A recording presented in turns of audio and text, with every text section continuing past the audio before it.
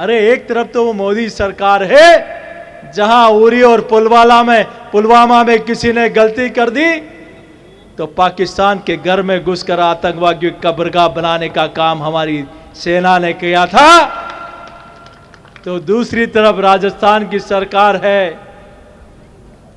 जिसने जयपुर में 71 लोगों की जान चली गई, 185 लोग घायल हो गए, चिथड़े उड़ गए। किसी का बेटा था, किसी की मां थी, किसी का बच्चा था, किसी का भाई था। लेकिन आपको आश्चर्य होगा, आदरणीय वसुंधरा जी की सरकार थी, सारी कड़ी कार्रवाई होकर निचली अदालत ने उन आतंकवादियों को फांसी की सजा सुनाई। आज हमें प्रश्न खड़ा होता है, राजस्थान की सरकार पर रोना भी आता है और रोंगटे भी खड़े होते हैं और प्रकृतिया भी तनती है कि आखिर किसको खुश करने के लिए। क्या राजस्थान की सरकार इतनी कमजोर है कि आतंकवादी अपनी पैरवी के लिए 21 वकील सुप्रीम कोर्ट के उनकी रिहाई के लिए खड़ा कर सकती है? राजस्थान की सरकार अपनी कुर्सी को बचाने के लिए सुप्रीम कोर्ट के बड़े बड़े वकील ला सकती है। तो इस नकारा और निकम्मी सरकार को जयपुर के 71 लोगों की जान की बिल्कुल परवाह नहीं है। तब भारतीय जनता पार्टी ने कहा, तुम नकारा और निकम्मे हो सकते हो, लेकिन 71 लोगों को जब तक न्याय नहीं मिलेगा उन परिवारों को, तब तक भारतीय जनता पार्टी और राजस्थान की जनता 1 या करोड़ रुपए और करोड़ों रुपए भी खर्च करने होंगे तो उनको न्याय दिलाकर उन आतंकवादियों को फांसी की सजा सुनाने तक भारतीय जनता पार्टी पूरी ताकत के साथ लड़ाई लड़ेगी। हमें आश्चर्य होता है कि किसको खुश करने के लिए सीकर में राम दरबार को तोड़ने का काम कर रहे हो।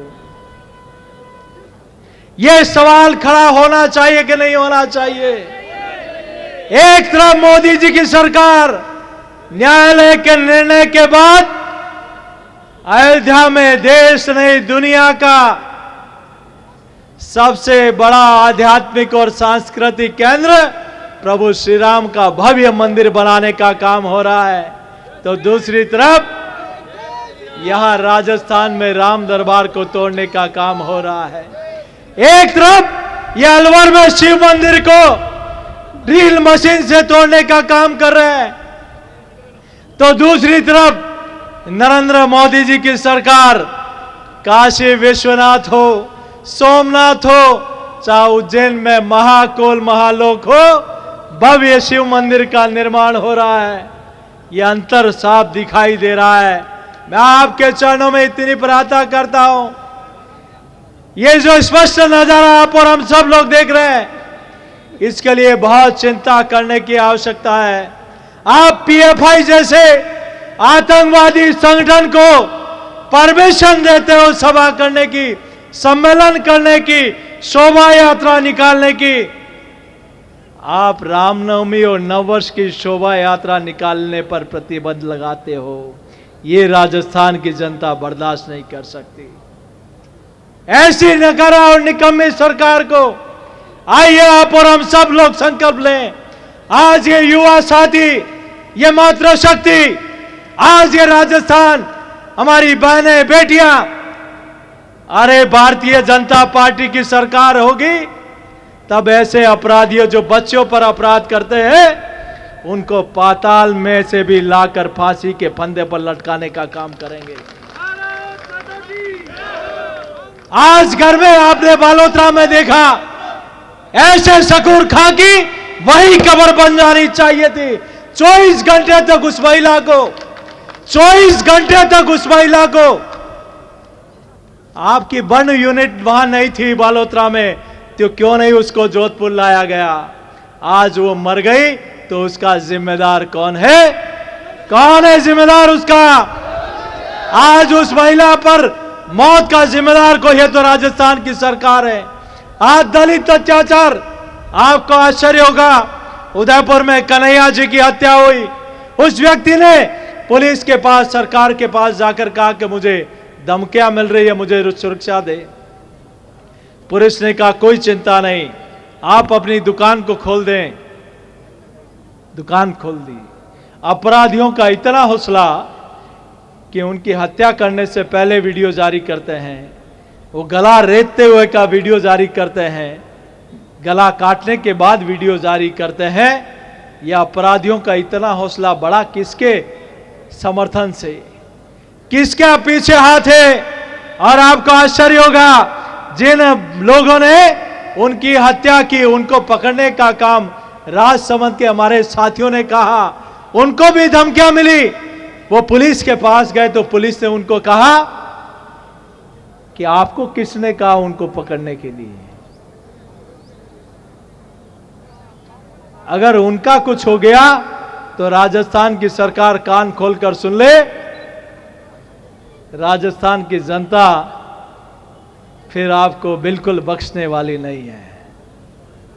मैं आपके बीच में ज्यादा नहीं कहते हुए, क्योंकि 11 बजे से आप लोग बैठे हैं, आप सबके चरणों में इतनी प्रार्थना करूंगा कि आइए आप और हम सब लोग संकल्प लेके जाएं कि इस नकारा और निकम्मी सरकार को, ये आजकल इनको राम भी वापस याद आने लग गए। जो रंधावा जी ने कहा था कि मोदी को खत्म करना है, रंधावा जी, मोदी को तुम क्या, तुम्हारी पूरी पीढ़ियां आ जाएगी तो खत्म नहीं कर सकते। मोदी के साथ इस देश का गांव गरीब किसान खड़ा है। आजकल इनको राम भी याद आने लग गया। और राम भी किसको याद आने लग गया? जिन्होंने सुप्रीम कोर्ट में हलफनामा दिया था कि राम कभी पैदा नहीं हुए, कि राम काल्पनिक है, राम सेतु को तोड़ दिया जाना चाहिए। अरे जो राम के काम का नहीं, अब तुम्हें राम भी याद आएगा और नानी भी याद आएगी। मैं आपके बीच में इतना कहूंगा, इस किसानों के साथ वादा खिलाफी सरकार को उखाड़ फेंकने का संकल्प लेके जाएं, युवा विरोधी सरकार को उखाड़ने का संकल्प लेके जाएं, महिला विरोधी सरकार को उखाड़ने का संकल्प लेके जाएं, इस दलित विरोधी सरकार को उखाड़ फेंकने का संकल्प लेके जाएं और इस मारवाड़ की धरती से लेके जाएं, इस सूर्य नगरी से लेकर जाएं। और आज ये उमड़ता हुआ सैलाब इसका द्योतक है कि 2023 में दुनिया की कोई ताकत नहीं जो राजस्थान में कमल खिलाने को रोक सके।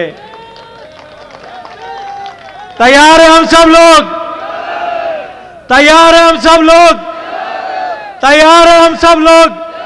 तो इन 6 महीने तक ना तो हमें सोना है, ना इस गूंगी और बेरी सरकार को सोने देना है।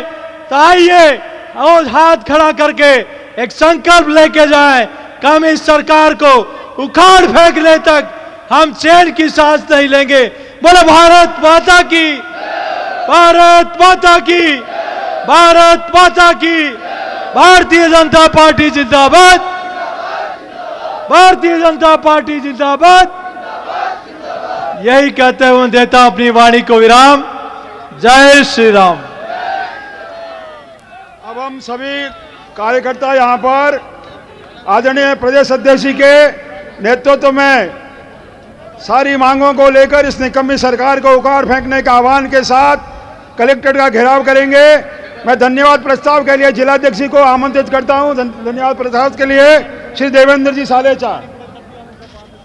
अभी हम सभी अध्यक्ष जी के नेतृत्व में कलेक्ट्री के गेट पर यहाँ चलेंगे और आगे कलेक्ट्री का घेराव करेंगे और जमकर के सरकार को बताएंगे कि ये भारतीय जनता पार्टी का जन सैलाब आ गया है। आप सभी बढ़िए। माननीय प्रदेश अध्यक्ष जी के नेतृत्व में यहां ज्ञापन देना चलना है। यहां खड़े हुए सब लोगों से मेरा आग्रह है, जब तक हम अपनी मांगों के लिए, उन किसानों के लिए, युवाओं के लिए, उन माताओं बहनों के लिए, दलित भाइयों के लिए उनका आक्रोश बनकर ये भारतीय जनता पार्टी यहां पहुंची है। जब तक हम अपनी मांग को इन गूंगी और बहरी सरकार तक नहीं पहुंचा दे, मेरा हाथ जोड़कर आग्रह, कोई यहां से नहीं जाएगा। कौन कौन चलेगा ज्ञापन देने? कौन कौन चलेगा ज्ञापन देने? चलिए।